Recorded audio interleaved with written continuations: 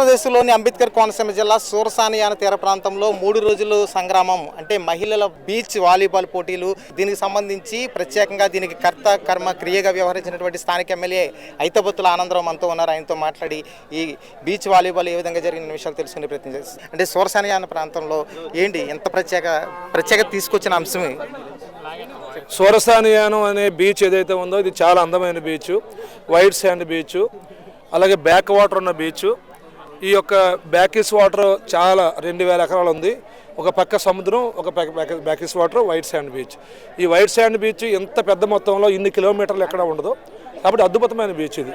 ఈ బీచ్ని టూరిజంగా అభివృద్ధి చేస్తే రాష్ట్ర ముఖ్యమంత్రి వర్యులు గౌరవ్ చంద్రబాబు నాయుడు గారు ఏదైతే ఈ రాష్ట్రంలో ఇటీవలే టూరిజాన్ని పరిశ్రమల శాఖగా గుర్తించారో, అలాగే సంపదని చంద్రబాబు గారు అంటేనే సంపద సృష్టించడం. సంపద సృష్టించే నాయకుడు ముఖ్యమంత్రి ఎవరైనా ఉన్నారంటే చంద్రబాబు నాయుడు గారు. చంద్రబాబు నాయుడు గారు సంపద సృష్టించేలో భాగంగా అంబేద్కర్ కోనసీమ జిల్లా అణువణువున అందమైన జిల్లా.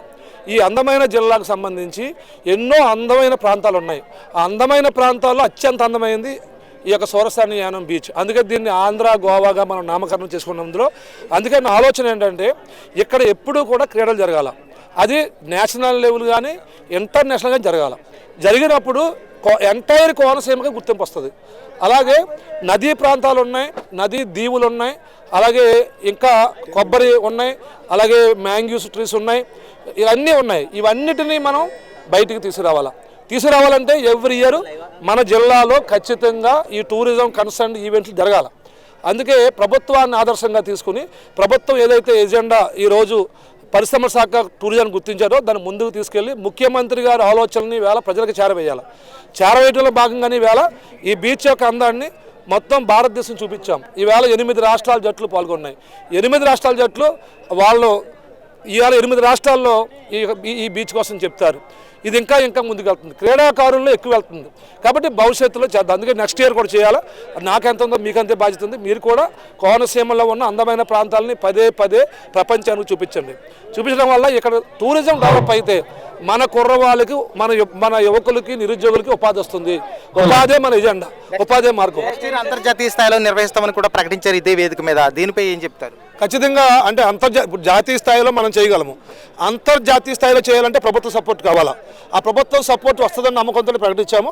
ఖచ్చితంగా ఈ విషయాన్ని ముఖ్యమంత్రి గారి దృష్టికి, టూరిజం శాఖ మంత్రి దృష్టికి, క్రీడా శాఖ మంత్రి దృష్టికి ముగ్గురికి తీసుకెళ్లి వారి అనుమతితో వారి యొక్క ప్రోత్సాహంతో ఇంటర్నేషనల్ స్థాయి కూడా చేయడం ప్రయత్నం చేస్తాం.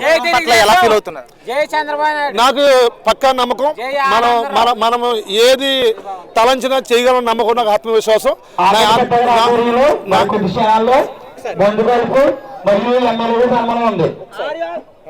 ఇప్పుడు ఆత్మవిశ్వాసంతో పనిచేస్తే మనం గెలవడం ఖాయం.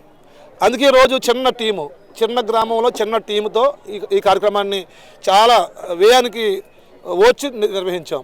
కానీ సక్సెస్ ఎందుకు వద్దంటే నాకు తెలుసు మన ప్రాంతంలో మంచి పని చేస్తే ప్రజలు ఖచ్చితంగా వస్తారు.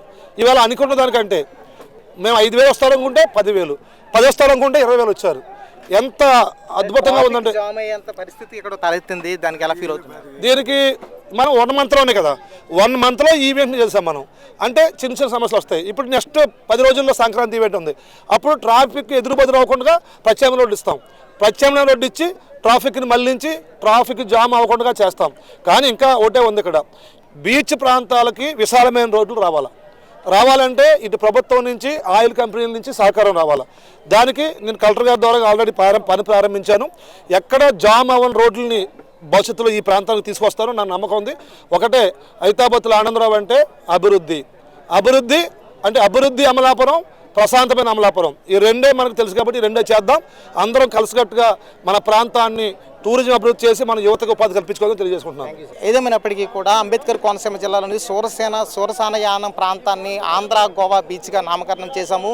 ఇక్కడ మరిన్ని అభివృద్ధి కార్యక్రమాలతో పాటు టూరిజాన్ని డెవలప్మెంట్ చేసే విధంగా, క్రీడలను కూడా డెవలప్మెంట్ చేసే విధంగా మరింత ముందుకు వెళ్తామని అమలాపురం ఎమ్మెల్యే ఐతబత్తుల ఆనందరావు చెబుతున్నారు. ఏబీపీ దేశం నుంచి సుధీర్.